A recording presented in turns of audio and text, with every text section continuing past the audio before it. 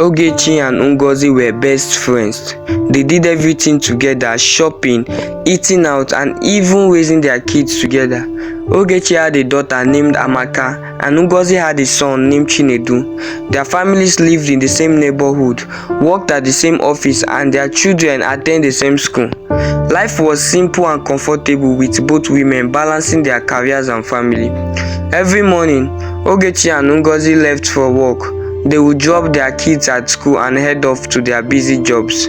After school, Amaka and Chinedu would return home, completing their homework and play together. The house, though quiet, felt safe. They trusted the kids to be reasonable.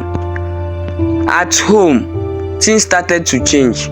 Amaka and Chinedu began spending more time at home, alone. Their parents believed the kids were simply focused on schoolworks, but neither Ngozi or Ogechi realized just how much time their children were spending on the phone, especially when they were left unsupervised.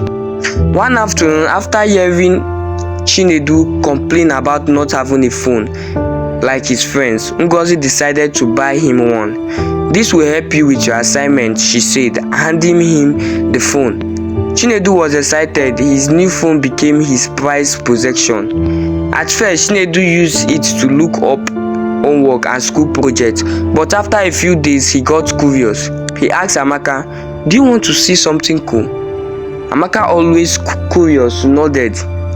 Chinedu pulled up a website and Amaka was shocked by what she saw. It was an adult video. She hesitated, but the curiosity was too strong. They watched together. It felt strange, but at the same time, it felt exciting. They didn't know how they were drawn to it, but they kept watching. Chinedu promised to keep it a secret, but neither of them knew that the secret would change everything. The next few days were full of stolen moments. Chinedu and Amaka would sneak into his room after school, locked away from the world. Sometimes they didn't even talk, they just watched the videos. But each time the connection between them grew stronger, though they didn't understand why. At school, Amaka started acting differently. She would zone out in class, not paying attention like she used to. Her friends noticed. "Amaka, what's wrong with you?" one of her friends asked. But Amaka only smiled. "I'm fine," she said, but the rest of her day felt off. Chinedu began bringing up the videos at school too, making strange jokes with his friend that made no sense. "You wouldn't believe what I saw last night," he said. His friends laughed, but didn't quite understand. He smiled, but inside he was unsure if he should be talking about it outside. Amaka's behavior at home also started to change. She became quieter, less eager to talk to her mom. Ogechi. One evening, when Ogechi asked about her day, Amaka mumbled, "Just tired, mom." But Ogechi could see the differences. There was something off about her daughter's mood. Chinedu texted Amaka during school hours, "Meet me at my house. After school, we need to see something." Amaka felt a shiver down her spine, but agreed. They had to be careful, but the excitement of the secret made it feel like a game. That afternoon, the two of them locked themselves in Chinedu's room again. They watched the video and then began talking about the things they had seen. "Do you think it's wrong?" Amaka asked Chinedu. "Sure, good." "I don't know, but it feels good, doesn't it?" Amaka felt confused but curious. She didn't want to stop. She wanted to know what would happen next. As the weeks passed, Amaka's behavior became stronger. She started missing assignments and acting distant. One day at school, her teacher, Mrs. Okoye, called her aside. "Amaka, is everything alright? You haven't been yourself lately," she asked. Amaka just nodded, but she could feel the guilt creeping in. At home, Ogechi noticed that Amaka wasn't eating properly. "Amaka, you need to eat," Ogechi said, trying to be patient. "You can't keep skipping meals. You are always so tired." But Amaka just shrugged, pushing the plate away. Chinedu noticed the same thing happening to himself. He was often distracted, thinking about the videos and the strange game they did started. One day, he tried to focus on his homework, but the words on the page blurred together. He was restless. "I just can't stop thinking about it," he confessed to Amaka one afternoon. They both realized they had become addicted to the secret, but neither of them could stop. The meeting in Chinedu's room became more frequent. They didn't talk to anyone else about it. They were trapped in a world of their own, drawn deeper into the chaos they had started. Ogechi was becoming more worried about Amaka. She tried to talk to her, but Amaka was still distant. One afternoon, Amaka came home late from school. Ogechi asked where she had been. "I was with Chinedu," Amaka said quickly, avoiding eye contact. That was the last straw for Ogechi. "You are always with him," she yelled. "Why are you acting so strange?" The next morning, Ogechi took Amaka to doctor. She had been feeling sick for days, but she didn't tell her mother.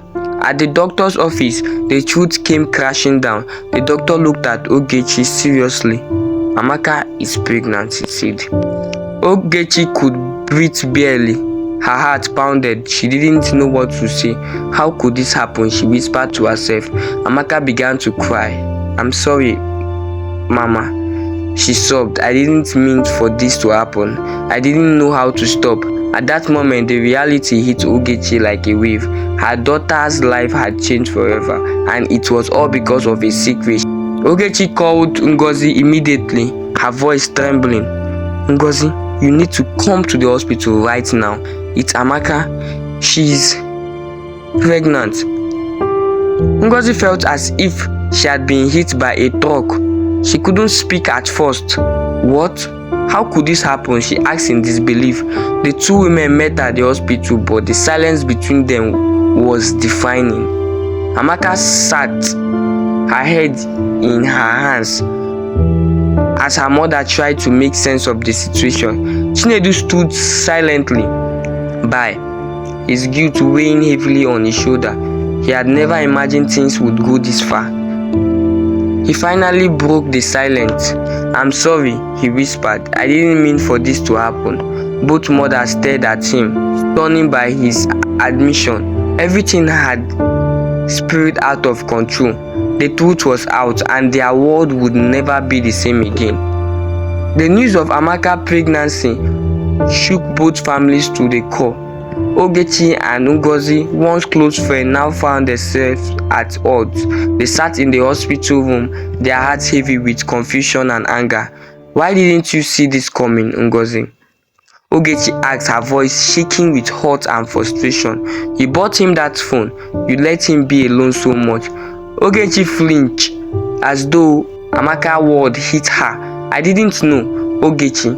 I never imagined they would do something like this. I thought I was helping him with his schoolwork. I didn't think it would happen," she said, tears welled in her eyes.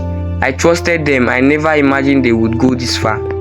Amaka, who had been silent for most of the conversation, couldn't hold it anymore. "I'm sorry, Mom," she whispered. "I never wanted this to happen. I thought it was just a game, but it turned out into something I couldn't control." Chinedu sat at the back of the room, not daring to speak. His guilt was suffocating him. He had never meant for any of this to happen. He could feel the judgment in the air, the weight of the mistake he had made. "I didn't know how to stop," he said quietly, breaking the silence. Ogechi and Ngozi looked at him, their hearts filled with both anger and sorrow. The realization hit both of them hard. This wasn't just about the kids' action, it was about their own failures too. They had let their own children down, each in their own way. The weeks that followed were filled with constant meeting and discussion about what to do next. Ogechi and Ngozi knew that they couldn't just pretend this hadn't happened. Amaka's pregnancy was real, and they needed to face it head on. One evening, the two families sat together in Ogechi's living room. They tried to figure out the next step. Amaka sat on one couch, her head lowered, while Chinedu sat on the other. The air was thick with tension as the parents debate. We need to be honest with the family. Ogechi said, her voice steady but filled with emotion. We can't hide this. The secret must be out. The truth will come out eventually and it will hurt even more. Ngozi nodded. But what about their future? What will people say? They are both so young. They are not ready for this kind of responsibility. I ought to take responsibility, Amaka shouted, interrupted the conversation, her voice small but firm. I'll have the baby. I'm scared, but I can't run away from this. I need to face it. Chinedu turned to her, his eyes full of guilt. I'll be there for you, Amaka. I'll help you, I promise. The parents looked at each other, their eyes filled with sadness. This wasn't what they planned for their children. They had never imagined their own kids would be caught in a situation. But now, they had to figure out a way to move on. The day after their discussion, the two families went to visit the extended family. Ogechi and Ngozi both knew they had to tell the truth, no matter how hard it would be. They couldn't hide their own children's mistake anymore. Amaka, Chinedu, you need to tell your grandparents, Ogechi said gently but firmly. This is part of your responsibilities now. Amaka looked at her mother, her face pale. I'm sorry, Grandma. I am so sorry, she whispered as they sat with Ogechi's mother. Ogechi's mother, though shocked, hugged Amaka. My dear, you made a mistake, but we will walk through this. We will support you. Chinedu, on the other hand, couldn't bring himself to speak. His grandmother looked at him with concern. Chinedu, why don't you speak? We love you, but you need to understand the gravity of this situation. The silence break the air, but both Amaka and Chinedu understand. They knew that their parents were doing everything they could, but they had to take responsibility for what had happened. So guys, thank you for listening to this amazing and interesting story.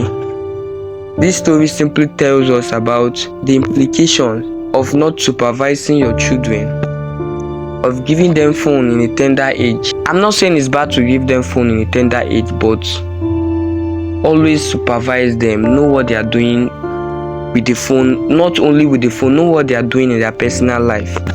So thank you. Don't forget to like, subscribe and turn on the notification bell, so whenever I upload another interesting story, you will get notified. Thank you.